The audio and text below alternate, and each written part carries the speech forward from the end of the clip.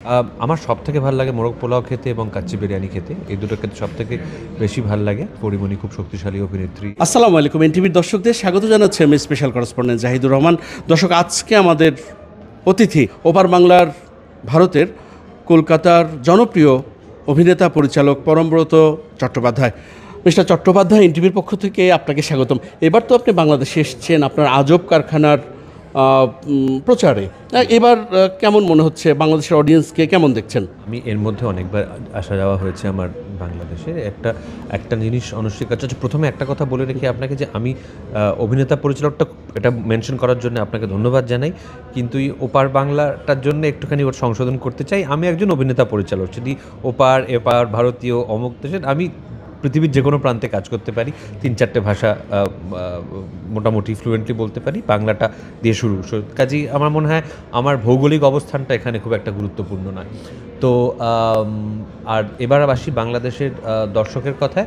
সেটা হচ্ছে যে আমার মনে হয় বাংলাদেশের সিনেমার বড় পর্দা সিনেমার দর্শকের মধ্যে একটা খুব সাড়া পাওয়ার একটা ব্যাপার শুরু হয়েছে গত 1-2 বছরে। সেটা খুবই আশা জাগানো একটা কথা। আমরা দেখেছি বক্স অফিসের জায়গা থেকে কিন্তু বাংলাদেশের সিনেমা সফল হচ্ছে পর।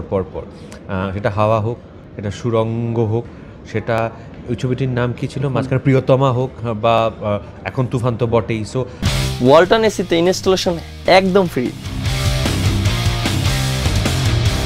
আমি দেখতে পাচ্ছি আমরা যে বাংলাদেশের ছবির কিন্তু সফল হওয়ার একটা প্রবণতা দেখা দিচ্ছে বক্স অফিসে, যেটা কিন্তু সবসময়তে যে কোনো দেশের সিনেমা নির্মাতাদের কাছে ভালো খবর। তার কারণ সিনেমার লোকে কিন্তু বানায়, মানে বড় পর্দায় চললে যে কোনো নির্মাতার ভাল লাগে। বাংলাদেশের কোন বিষয়টা আপনাকে বেশি টানে? আমার মনে হয় ডিরেক্টনেসটা, মানে ডিরেক্টনেস বলতে আমি বলতে চাইছি এই যে আপনারা এক্ষুনি ধরুন আপনারা 3-4 জন মিলে আপনাদের সময় সীমিত আর কি ইন্টারভিউয়ের, আপনারা খুব সরাসরি একে অন্যকে বলছেন ভাই তুমি থামো তো আমি নিয়ে আগে। হ্যাঁ, এই ব্যাপারটা আমার ভালো লাগে। কোনো মারপ্যাঁচ নাই, হ্যাঁ, কোনো ঘুরায় কোনো কথা বলার কোনো টেন্ডেন্সি নেই। ডিরেক্টলি একদম মুখের ওপর জিনিসটা ক্লিয়ার আপনারা একে অন্যকে বলে দিচ্ছেন, এটা খুব ভালো লাগে, এই সরাসরি ব্যাপারটা। আর ভাল লাগে প্রচণ্ড উষ্ণতা। সেই উষ্ণতাটা ভাবা যায় না কতটা, সেটার কোনো তুলনা হয় না। সেই আপ্যায়ন এবং আতিথেয়তা করার যে যে যে যে সদিচ্ছাটা, সেটা মারাত্মক। আরেকটা জিনিস ভালো লাগে, যারা বাংলাদেশের যারা চিত্র নির্মাতা, বিশেষ করে যাদেরকে আমি অন্তত চিনি, তাদের মৌলিক গল্প বলার একটা ইচ্ছা এবং তাগিদ, সেইটা আমার মনে হয় ভীষণ প্রশংসার দাবি রাখে। বাংলাদেশের প্রিয় খাবার কোনগুলো? আমার সবথেকে ভালো লাগে মোরগ পোলাও খেতে এবং কাচ্চি বিরিয়ানি খেতে। এই দুটো খেতে সবথেকে বেশি ভালো লাগে। আর ইফতারের সময় এলে খাওয়ার তালিকাটা একটু বড় দীর্ঘ হয়ে যায়। আমি ইনফ্যাক্ট রোজার ঈদের সময় ছিলাম এখানে, সো আমি যে পরিমাণ খেয়েছি সেই পরিমাণ বোধহয় আমি গত 1 বছরে খাই। বাংলাদেশে অভিনেতা যারা কিংবা অভিনেত্রী, তাদের কার সাথে মিথস্ক্রিয়াটা বেশ ভালো, আপনার জমে কার সাথে ভালো? আমি তো অনেকের সঙ্গে সবার সঙ্গে কাজ করিনি, আমি যে কজনকে চিনি, একটা নতুন নির্মাতাদের একটা জেনারেশন আছে, তার মধ্যে আদনান আছে, তার মধ্যে আমি তানভীরের কথা জানি, আমি শওকির কথা জানি, আমি অনেকের এরম কিছু লোকজনকে সঙ্গে আমার আলাপ আছে, পরিচয় আছে, আমি দেখেছি তাদের কাজ, আমার মনে হয়েছে নিপুণ আছে, আশফাক নিপুণ আছে, এদের কাজ আমার ভালো লাগে।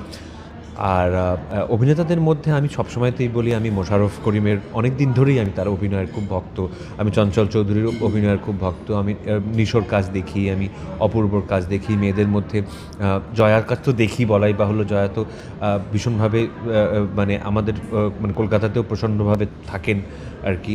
এছাড়া আমি আবারও বলছি যে আমার মনে হয় পরিমণি খুব শক্তিশালী অভিনেত্রী। দাম্পত্য জীবন কেমন কাটছে অভিনেতা পরিচালকের? এক কথায় চমৎকার। বাংলাদেশে যারা অভিনয় করে তাদেরকে নিয়ে নির্মাণের কোনো পরিকল্পনা? হ্যাঁ, অবশ্যই আছে, সেটা তো আছে, ভীষণভাবে আছে, সেটা নিয়ে কথাবার্তাও চলছে, ইনফ্যাক্ট প্ল্যানিং স্টেজে আছে। এনটিভির দর্শকদের জন্য কি বলবেন? ধন্যবাদ আমাকে মানে আমার সাক্ষাৎকার নেওয়ার জন্য, এবং এনটিভির সমস্ত দর্শকদের, শ্রোতাদের, যারা অনলাইন দেখছেন, তাদের প্রত্যেকে বলতে চাই যে আজব কারখানা বলে একটি বেশ সুন্দর একটি ছবি মুক্তি পাচ্ছে আগামী 12ই জুলাই। আপনারা দেখবেন, আমাদের প্রচেষ্টা ধানে সার্থক হবে। দর্শক, শেষ একটা কথা বলবো যে আজকে অভিনেতার জন্মদিন, এবং সেই জন্মদিন বাংলাদেশের মাটিতেই পালিত হচ্ছে বেশ ঘটা করেই, নানা অনুষ্ঠান আয়োজনে। এই জন্মদিনের অনুভূতিটা কেমন? এটা নিঃসন্দেহে বিশেষ, কেননা আমি আজ অবধি আমার মনে পড়ে না 43 বছরের জীবনে কলকাতা ছাড়া অন্য কোথাও, মানে আমি এত জায়গায় ঘুরি, আমার ঠিক মনে পড়ছে না এক্ষুনি আমি অন্য কোথাও কাটিয়েছি, হ্যাঁ কাটিয়েছি, সরি একদম, আমি যখন বিদেশে পড়তাম তখন কাটিয়েছি, ইংল্যান্ড লন্ডনে কাটিয়েছি।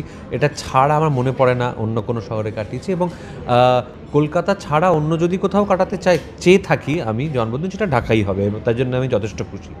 দর্শক, এতক্ষণ আমাদের সঙ্গে ছিলেন নির্মাতা এবং অভিনেতা পরমব্রত চট্টোপাধ্যায়। নিশ্চয়ই আগামীতে নতুন কোনো অতিথি নিয়ে হাজির হব আপনাদের সামনে। ততক্ষণ পর্যন্ত সবাই ভালো থাকবেন, সুস্থ থাকবেন, এনটিভির সঙ্গে থাকবেন। আল্লাহ হাফেজ।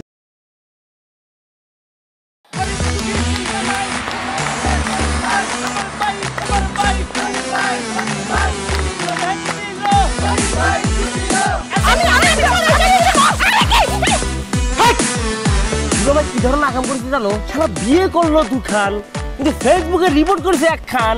মেজাজটা আমার তো হট হয়ে রয়েছে অনেক আগ থেকে। আমি আমার জান পাখি, সোনা পাখি, টিয়ে পাখি, কি করতেছো? ফেসবুকে একটা পোস্টে অ্যাংরি রিঅ্যাকশন দিচ্ছি। Don't touch my body. বড় বউয়ের প্রতি অনেক কি বেশি না মায়া মহব্বত, যাও তারে গিয়া দেখাও, আমার কাছে আইছো কেলা? প্রথমে আমার ঘরে না এসে আমার চোখের সামনে দিয়ে গট গট করে ছোট বউয়ের রুমের মধ্যে চলে যাও কোন সাহসে? আমি ভাবছিলাম তুমি বড় বউ বড় বইনের মতো থাকবা, কিন্তু তুমি বাইরে হচ্ছ আস্তে একটা ডাইনি বুড়ি। আমি সাক্ষাৎ যাই না, তুমি শোনার ময়না পাখি। চুপ করো। ওরে খোদা, কান্না কাসুন। গুলশান বনানীর মায়েরা যেমন চুল কালার করে না, আমার তো মনে হইতেছে গনি মিয়া কোনো গুলশান বনানীর মডার্ন মায়ের প্রেমে পড়ছে। আমি জীবনে বিয়ে যদি করি একখান করবো, দুইখান করবো না।